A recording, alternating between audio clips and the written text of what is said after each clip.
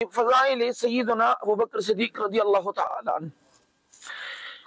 سامعین کرام، خیال رہے کہ حضرت ابو بکر صدیق رضی اللہ تعالی عنہ نے اپنا مال، جان، اولاد، وطن، سب کچھ عقائد و جہان سیدنا محمد مصطفیٰ صلی اللہ علیہ وآلہ وسلم پہ قربان کر دیا۔ ہجرت کی رات اپنی جان حضور علیہ السلام پہ فدا کی، سانپ سے کٹوایا اپنے آپ کو۔ اپنی صاحبزادی حضرت عائشہ صدیقہ رضی اللہ تعالی عنہ کا نکاح حضور انور صلی اللہ علیہ وسلم سے کرایا، اور ان کا نام ہے، حدیث میں آیا ہے، حضرت عبداللہ بن عثمان بن عامر بن عمر بن کعب بن سعد بن تمیم بن مرہ۔ آپ ساتویں پشت میں نبی کریم صلی اللہ علیہ وآلہ وسلم کی خاندان سے ملتے ہیں، یعنی ساتویں پوشت کے جو جد ہیں، یعنی مرہ رضی اللہ تعالی عنہ، ان کے ساتھ ہی نبی علیہ السلام اور ابو بکر صدیق رضی اللہ تعالی عنہ کی خاندان آپس میں ملتے ہیں۔ سامعین کرام، جس وقت سیدنا ابو بکر صدیق رضی اللہ تعالی عنہ نے اسلام قبول کیا تو نبی علیہ السلام نے فرمایا کہ جس بندے سے میں نے نبوت اسلام کے حوالے سے ان کو دعوت دی، یعنی ہر بندے نے کوئی نہ کوئی بات، چونکہ اعتماد ہوتی ہے کہ اسلام کیا ہے، اللہ تبارک و تعالیٰ کی وحدانیت ہے، نماز ہے، روزہ ہے، حج ہے، زکوٰۃ ہے، امانت ہے، وعدہ خلافی۔ فرمایا کہ سیدنا ابو بکر صدیق رضی اللہ تعالی عنہ واحد شخصیت ہیں کہ سیدنا ابو بکر صدیق رضی اللہ تعالی عنہ نے بغیر کسی تأمل کے، بغیر کسی فکر و تدبر کے اس کلمے کا اقرار کیا، لا الہ الا اللہ محمد رسول اللہ صلی اللہ علیہ وآلہ وسلم۔ نبی علیہ السلام نے اپنا لعاب مبارک ان کی ایڑی کے اوپر، پاؤں کے اوپر لگا لیا۔ ابو بکر صدیق رضی اللہ تعالی عنہ کو اللہ نے شفا دی، لیکن اندر کی طرف دیکھا کہ ایک اژدہا سانپ۔ نبی علیہ السلام جلال میں آ گئے، سامنے عرض کی، یا رسول اللہ صلی اللہ علیہ وآلہ وسلم، آپ نے غصہ نہیں ہونا۔ حضرت عیسیٰ علیہ السلام تقریر کر رہے تھے کہ وہ آئیں گے بعد میں، غار ثور میں ہجرت کی رات یہاں پر قیام کریں گے۔ 500 سال سے میں انتظار کر رہا ہوں۔ ابو بکر صدیق رضی اللہ تعالی عنہ نے تمام سوراخوں کو بند کر دیا، ایک سوراخ رہ گیا، تو آپ کی محبت میں مجھے کوئی پتہ نہیں چلا،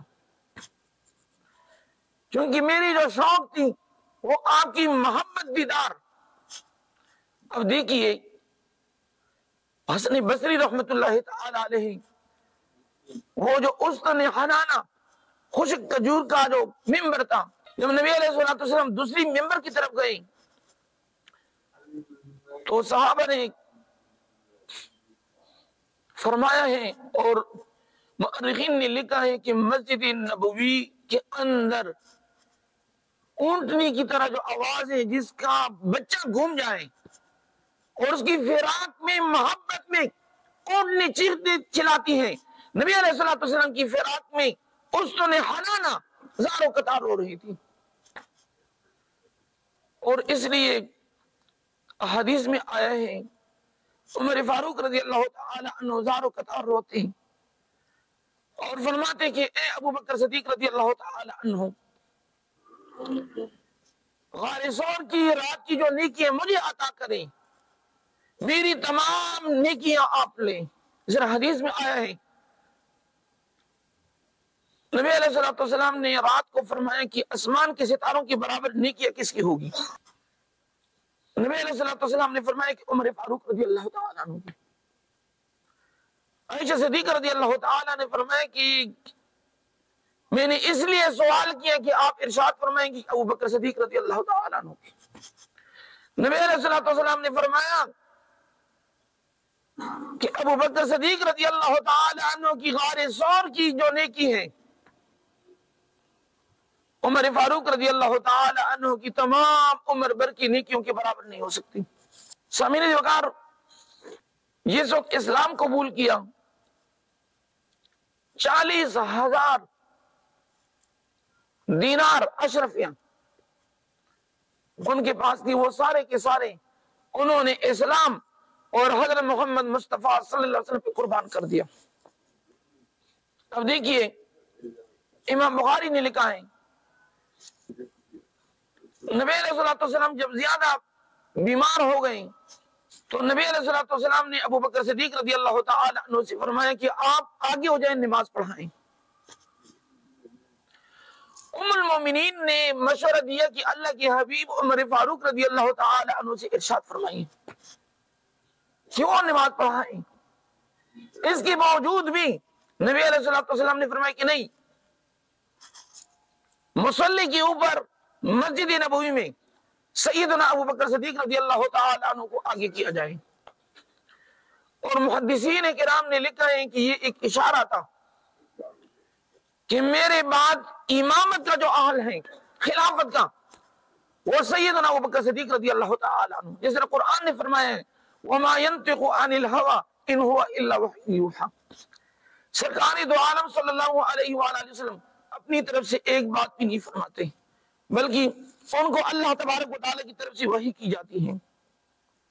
اور امامت کے لیے شرائط، پہلی شرط یہ ہے کہ جو نماز پڑھائے گا وہ عالم ہوگا سب سے زیادہ۔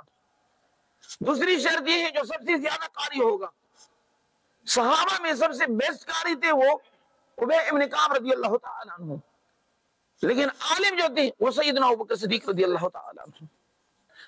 جب نبی علیہ السلام دنیا سے پردہ فرما گئے تو عمر فاروق رضی اللہ تعالی عنہ نے تلوار اٹھائی کہ جس نے کہا کہ نبی علیہ السلام وفات ہو گئے میں ان کا سر قلم کر دوں گا۔ مہاجرین و انصار پریشان ہو گئے کہ ایک طرف تو نبی علیہ السلام دنیا سے رخصت ہو گئے، دوسری طرف یہ ہے کہ عمر فاروق رضی اللہ تعالی عنہ بہت بڑے صحابی جس کی رائے کے مطابق اللہ نے بہت آیتیں نازل کی ہیں،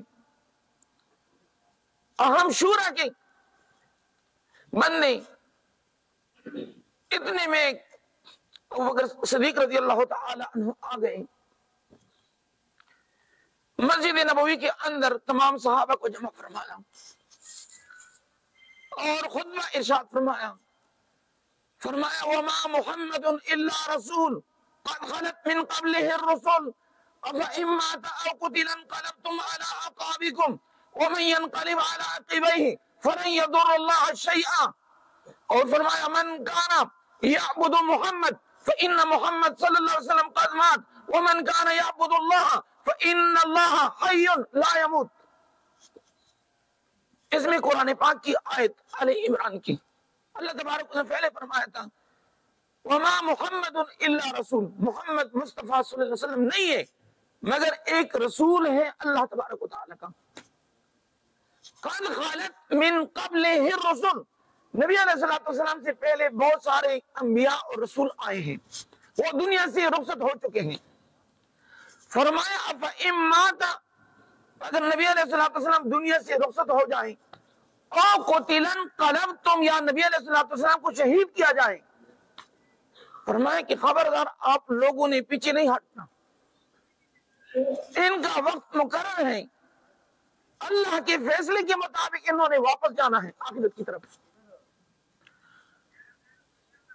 تو تمام صحابہ کو حوصلہ دیا۔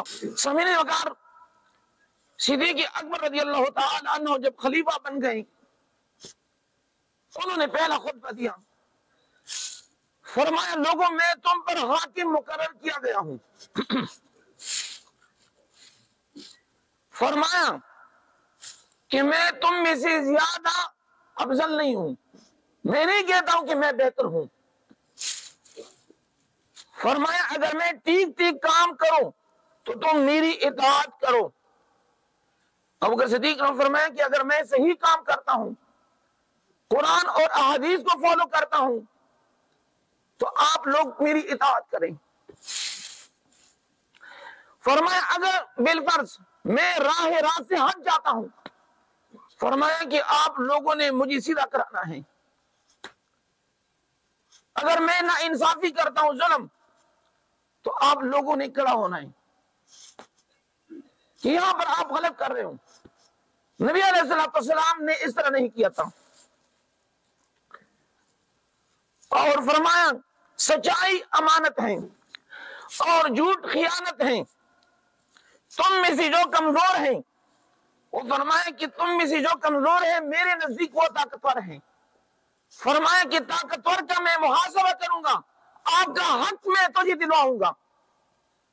اور فرمایا کہ جو ظالم ہیں، طاقتور ہیں، فرمایا کہ وہ میرے نزدیک کمزور ترین ہیں، ان کا میں محاسبہ کروں گا قرآن اور حدیث کے مطابق، نبی آخر زمان محمد مصطفیٰ صلی اللہ علیہ وسلم کی تعلیمات کی روشنی میں۔ اور فرمایا جو قوم جہاد کو چھوڑتی ہے، جہاد فی سبیل اللہ، اس پر اللہ تبارک و تعالی ذلت و خواری کو مسلط فرماتا ہے۔ جہاں پر بھی قوم ہے، مسلم امہ جب جہاد کو ترک کرتی ہے، ابو بکر صدیق رضی اللہ تعالی عنہ نے اپنے پہلے خطبے میں فرمایا کہ اللہ تبارک و تعالی اس قوم کے اوپر ذلت و خواری کو مسلط فرماتا ہے۔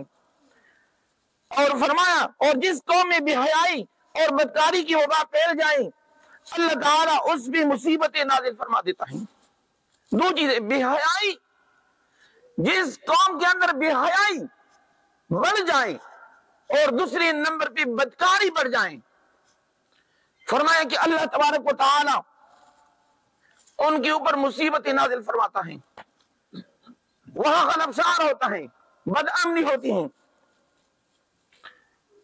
سامعین وقار، سیدنا ابوبکر صدیق رضی اللہ تعالی عنہ کی خلافت 2 سال 6 ماہ اور 10 دن ان کی خلافت رہی۔ اللہ تبارک و تعالی کو پیارے ہو گئے،